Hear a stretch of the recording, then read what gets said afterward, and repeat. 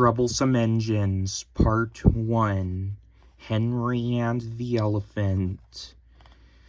Henry and Gordon were lonely when Thomas left the yard to run his branch line. They missed him very much. They had more work to do. They couldn't wait in the shed till it was time, and find their coaches at the platform. They had to fetch them. They didn't like that. Edward sometimes did odd jobs, and so did James. But James soon started grumbling too. Sir Topham Hatt kindly gave Henry and Gordon new coats of paint. Henry chose green, but they still grumbled dreadfully. "We get no rest, we get no rest," they complained as they clanked about the yard. But the coaches only laughed.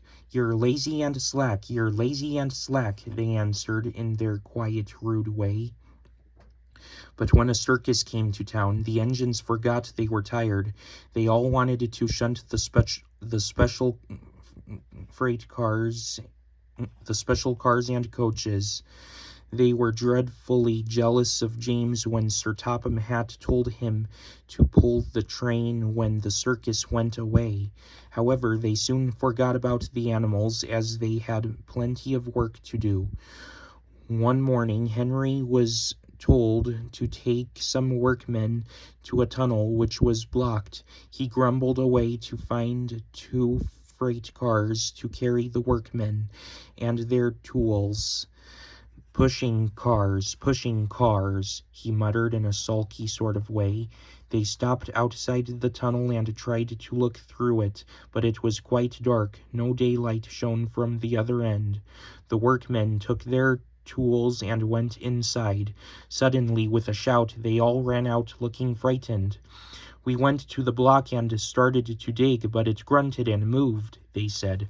"Rubbish," said the foreman. "It's not rubbish, it's big and alive. We're not going in there again." "Right," said the foreman. I'll ride in a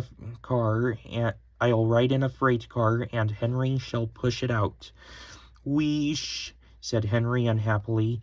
He hated tunnels. He had been shut up in one once, but this was worse.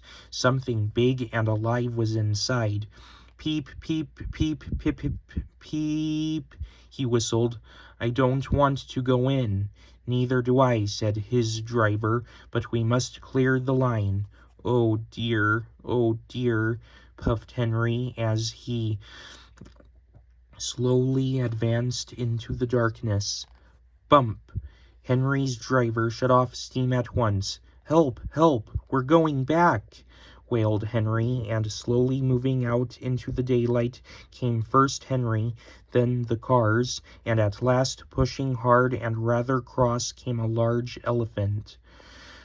"Well, I never did," said the foreman. "It's an elephant from the circus." Henry's driver put on his brakes, and a man ran to telephone for the keeper. The elephant stopped pushing and came towards them.